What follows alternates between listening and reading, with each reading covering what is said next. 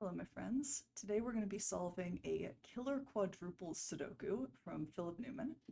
So we have normal Sudoku rules, so we're placing the digits 1 through 9, once each in each row, each column, and each heavily outlined 3x3 region.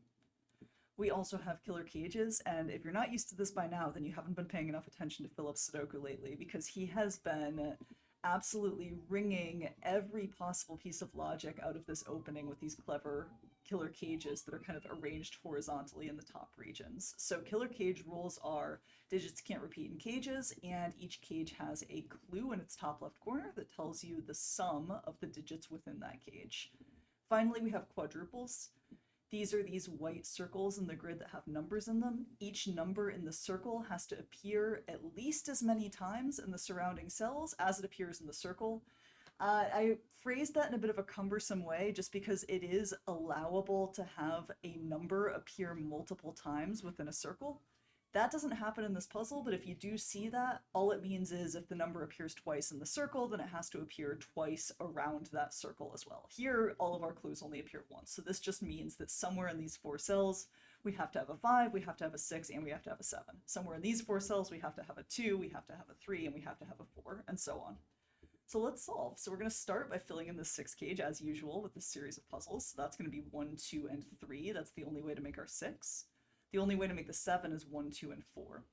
Now these four cells are all accounted for by the clue. They're 3, 4, 5, and 6. So that must be the 4.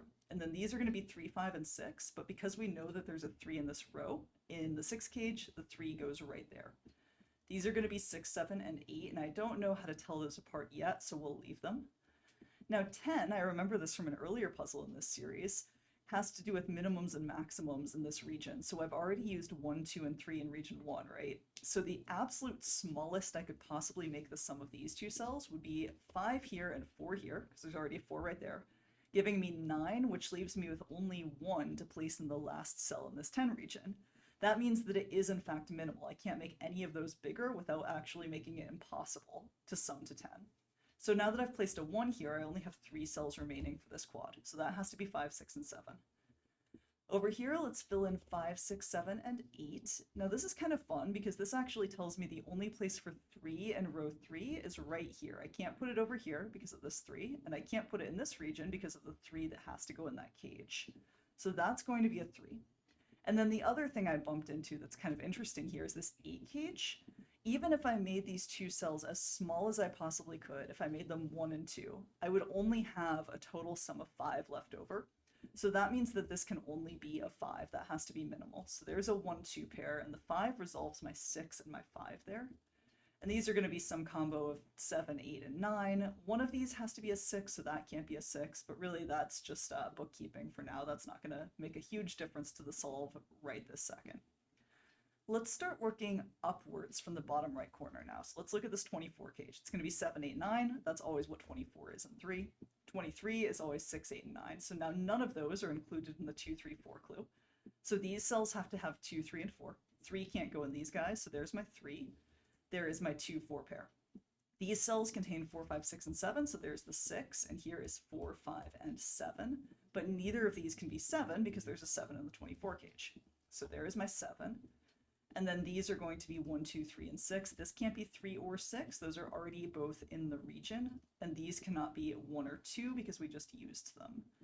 Now we get to do the same thing with this 20 cage that we did with this 10 cage up here. So the biggest these could be, given that we already used 7, 8, and 9, would be 5 and 6. That only gives us a sum of 11. So the difference between 20 and 11 is 9. So we have to make this absolutely as big as possible to get to 20. So there's my 9. And then these are going to be 3, 4, and 5. These have to be 1 and 3 to finish the region. And now, oh, and also that can't be a 7. I was looking for the symmetrical deduction because this whole series of puzzles from Philip has been extremely symmetrical, and I was a little confused why I seem to be getting more down here in the bottom right. People did ask in the comments over the course of this series of puzzles a couple of times actually, like, is it valid to use symmetry in your solve? And honestly, as long as you're confident that you've correctly recognized the symmetry and there's not something funky going on with the variant clues that actually breaks the symmetry and makes it kind of hard to notice that's happening, I see nothing wrong with that.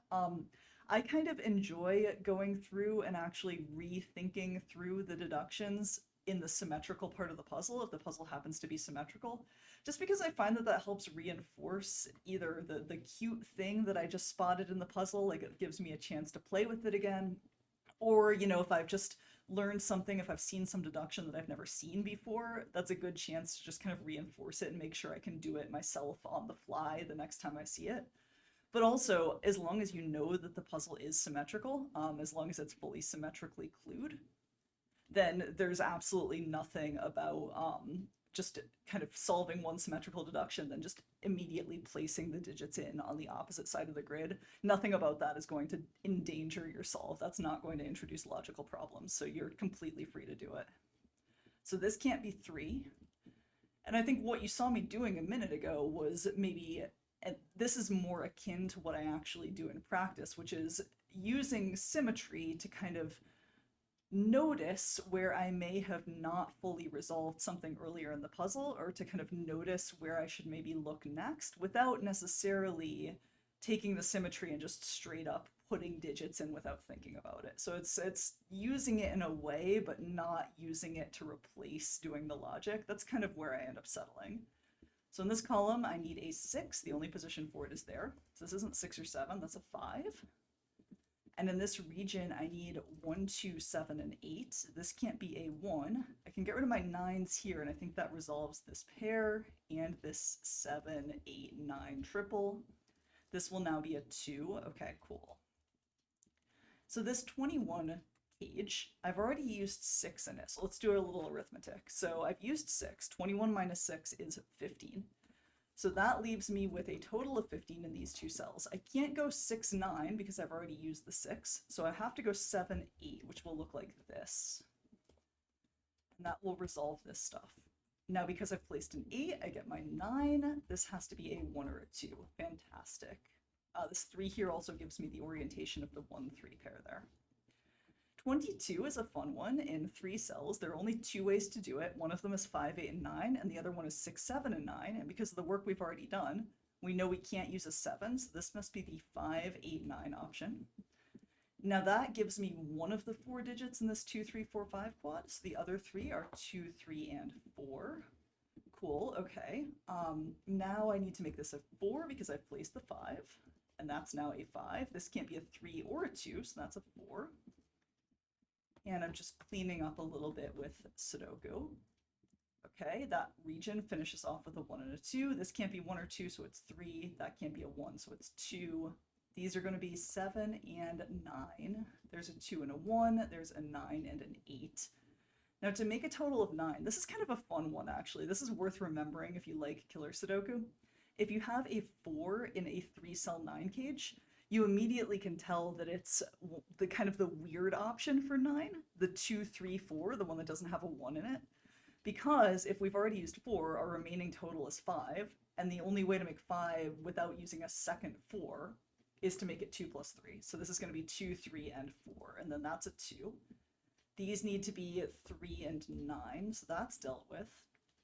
That's going to have to be either 4 or 5, and we don't know which way that goes yet, so we'll leave that. 8 and 9 because of the 9 here, 6 and 3 because of the 3 in the column, 7 and 6 because of the 6 we just placed. This will be 4 and 8 to finish these columns. Now we finally get to do our 4 and 5, and we get to do our 2 and 4 down here. So now these will be 4 and 9 to finish the row. I know I just typed 5 and 9, I meant 4 and 9. And that is how you finish Philip Newman's Killer Quadruples. Hope you liked that one, and I will catch you next time.